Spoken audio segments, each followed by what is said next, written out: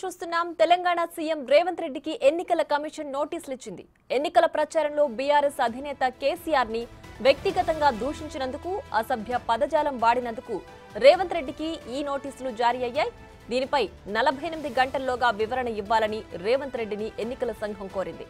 BRS party ఫిర్యాదు మేరకు EC స్పందించింది.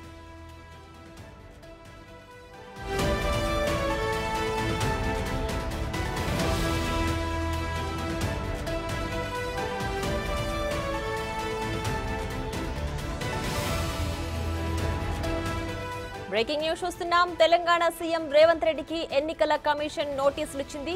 ఎన్నికల ప్రచారంలో బీఆర్ఎస్ అధినేత కేసీఆర్ ని వ్యక్తిగతంగా దూషించినందుకు, అసభ్య పదజాలం వాడినందుకు రేవంత్ రెడ్డికి ఈ నోటీసులు జారీ అయ్యాయి. దీనిపై 48 గంటల్లోగా వివరణ ఇవ్వాలని రేవంత్ రెడ్డిని ఎన్నికల సంఘం కోరింది. బీఆర్ఎస్ పార్టీ ఫిర్యాదు మేరకు ఈసీ స్పందించింది.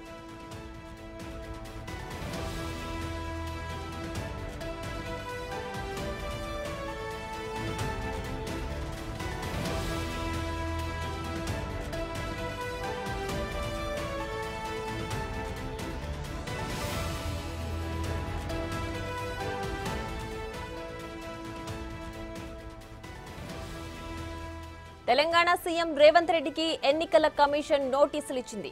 ఎన్నికల ప్రచారంలో బీఆర్ఎస్ అధినేత కేసీఆర్ ని వ్యక్తిగతంగా దూషించినందుకు, అసభ్య పదజాలం వాడినందుకు రేవంత్ రెడ్డికి ఈ నోటీసులు జారీ అయ్యాయి.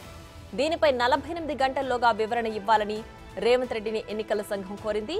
బీఆర్ఎస్ పార్టీ ఫిర్యాదు మేరకు ఈసీ స్పందించింది.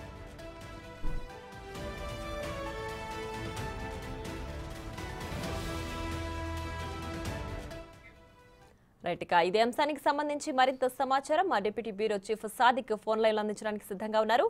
సాదిక్, చెప్పండి, ఎన్నికల ప్రచారంలో బీఆర్ఎస్ అధినేత కేసీఆర్ పై సీఎం రేవంత్ అసభ్య పదజాలం వాడినందుకు ఈసీ నోటీసులు ఇచ్చింది కదా, దీనికి సంబంధించి కంప్లీట్ డీటెయిల్స్ ఏంటి? ప్రియా, ముఖ్యమంత్రి రేవంత్ రెడ్డిపై ఎన్నికల కమిషన్ నోటీసులు జారీ చేసింది. ఇటీవల ఎన్నికల ప్రచారంలో భాగంగా కొంత అసభ్య పదజాలం వాడారని కూడా పేర్కొంది. ప్రధానంగా అసభ్య పదజాలాలు కానీ వ్యక్తిగత దూషణలు చేయొద్దని కూడా ఎన్నికల నిబంధనావళిలో ఉంటుంది. ఎంసీసీ కోడ్ ఉల్లంఘించినందుకు గాను ఈ యొక్క నోటీసులు జారీ చేసినట్టుగా ఇప్పటికే సీనియర్ వైస్ ప్రెసిడెంట్ గా ఉన్నటువంటి నిరంజన్ కు లేఖ రాసింది. శ్రీనివాసరెడ్డి ఇచ్చినటువంటి బీఆర్ఎస్ పార్టీ సంబంధించినటువంటి నేత శ్రీనివాసరెడ్డి ఇచ్చిన ఫిర్యాదు మేరకు ఎన్నికల కమిషన్ ఈ మేరకు నోటీసులు జారీ చేసింది. ప్రధానంగా ఆయన ఇటీవల మాజీ ముఖ్యమంత్రి కేసీఆర్ పైన వివాదాస్పదమైనటువంటి వ్యాఖ్యలు చేయడం, ఆయన వ్యక్తిగతమైనటువంటి అంశాలను వాటిని చేయడం పట్ల కూడా ఈ ఎలక్షన్ కమిషన్ అయితే నోటీసులు పేర్కొంది. ఇట్లా వ్యక్తిగతమైన దూషణలు కానీ ఇక్కడ వ్యక్తిగతమైనటువంటి ప్రతిష్టను దిగదార్చే విధంగా మాట్లాడకూడదు అని కూడా ఎన్నికల నిబంధనలు ఉన్నప్పటికీ ఆయన మాట్లాడుతున్న విషయాన్ని కూడా ఈ నోటీసులో పేర్కొనడం జరిగింది. 48 గంటల్లోగా నిరంజన్ అంటే మనకు Congress party senior vice president ఉన్నారు, ఆయన పూర్తి వివరాలతో ఇవ్వాలని కూడా ఎన్నికల సంఘం అయితే నోటీసులో పేర్కొనడం జరిగింది.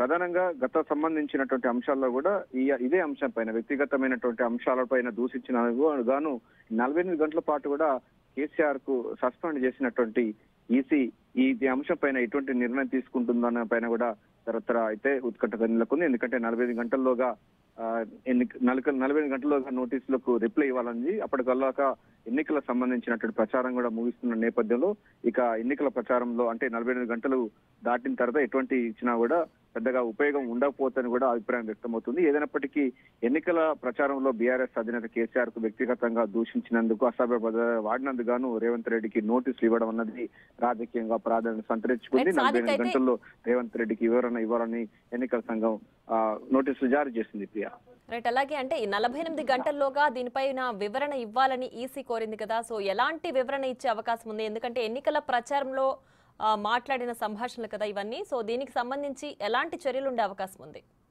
డెఫినెట్ గా ఎన్నికల నిబంధనావళిని ఇది ఉల్లంఘించినట్టు అవుతుంది. వ్యక్తిగత దూషణలు కానీ లేకపోతే అసభ్య పదజాలం వాడవద్దని కూడా ఎన్నికల నిబంధనలో చాలా క్లియర్ గా ఉంది. ఎంసీసీ కోడ్ ఉల్లంఘించినందుకు కానీ ఎవరికైనా 45 గంటల పాటు ప్రచారంలో వాళ్ళని భాగస్వాములు చేయదు, ప్రచారం ఆపేందుకు కూడా ఎన్నికల సంఘంకు ఫుల్ రైట్స్ ఉంటాయి.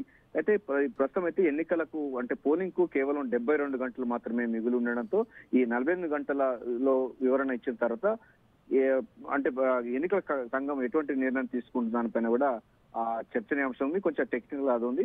సో 72 గంటలు మాత్రమే ఇంకా ఎన్నికలకు ప్రచారానికి ఉన్నది. అంటే ఎన్నికలకు రేపు 5 గంటలతోనే ఇది ప్రచారం అన్నది సమాప్తం అవుతుంది. సో 5 గంటల లోపు అంటే మనకి ఇంకా 48 గంటలు కాకముందుకే నోటీస్ రిప్లై ఇచ్చినా కూడా పెద్దగా ఉపయోగం లేదన్న అంశం కూడా తెరపైకి వస్తున్నది.